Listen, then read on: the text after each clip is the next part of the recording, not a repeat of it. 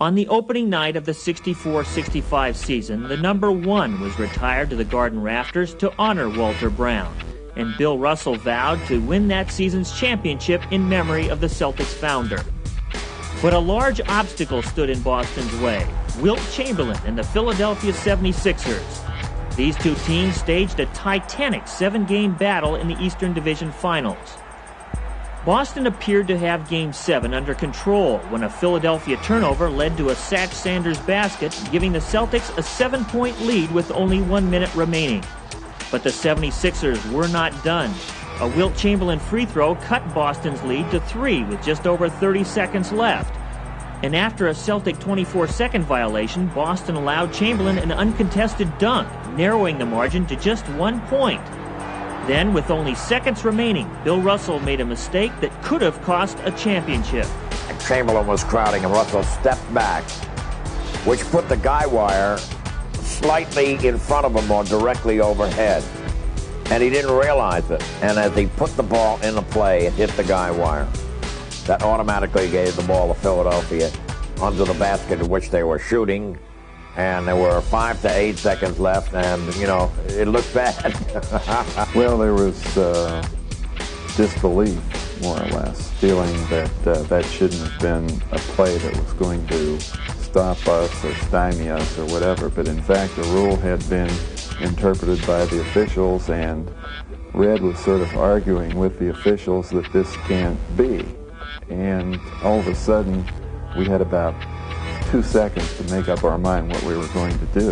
And for the first time, there were prayers in the huddle, and that wasn't the kind of thing that the Celtics sort of leaned on, skills and all the other things. So we were hoping and praying with our hands and heads bowed that we'd have some luck. Sam Jones and I were trying to decide who we were going to guard, and I said to Sam, let me take Johnny Kerr because I play more forward than you and I'm more accustomed to being under the boards. You play out on top and it might be a little more familiar with you. He said no. He said, I'll keep Kerr off the boards. And before you knew it, the ball was being handed to the official. And I said, okay. So as the ball was being inbounded, I watched as the official handed Hal Greer the ball, and I started counting to myself 1001, 1002, 1003, knowing that he only had 5 seconds to inbound the ball, and I knew that we'd be very aggressive on the inbound play. After about 3.5 seconds, nothing had happened, and generally on an out-of-bounds play, within the first second or two, a pass is made. Consequently, I was keeping my eye on the ball and on my man. The minute it left Greer's hands, the very moment it left Greer's hands, John was on the move. Greer's putting the ball on play. He gets it out deep, and Havlicek steals it over to Sam Jones. Havlicek stole the ball. It's all over. It's all over. Johnny Havlicek is being mobbed by the fans. Johnny Havlicek stole the ball.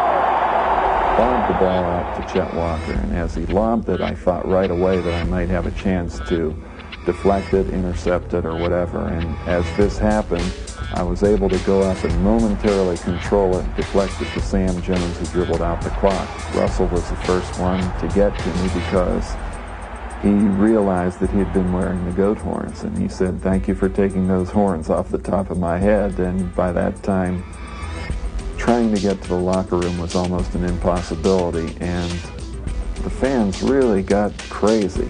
They started to rip at my jersey, and they did tear my jersey off.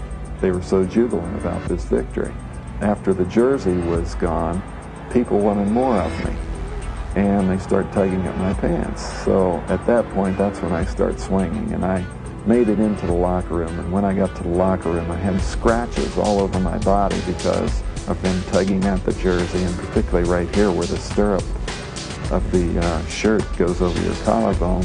That was worn raw because everyone was tugging and pulling, and it had gone through the skin, but I didn't feel any pain at that time. I was going nuts, okay, saying Havlicek stole the ball, going over and over again, hysterically at the top of my voice, and a couple of broadcasters, Gary LaPierre for one, used to call it my dog whistle voice because only dogs could hear it. And but I was right at the top of that, you know, the highest octave I can reach. And then I realized there was a commercial coming. So I said, we'll be right back right after this, right after I had said, believe it, fans, John Havlicek saved this ball game. We'll be back right after this. We'll be back in just one moment, or whatever it was I said. At that point, the commercial was the end of a bedtime story. It was a mattress commercial, you know, some kind of sleep commercial. And the first line was, that's the end of a bedtime story.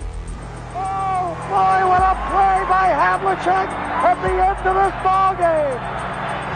Johnny Havlicek stole the ball on the basket. Oh, my, what a play by Havlicek. A spectacular series comes to an end.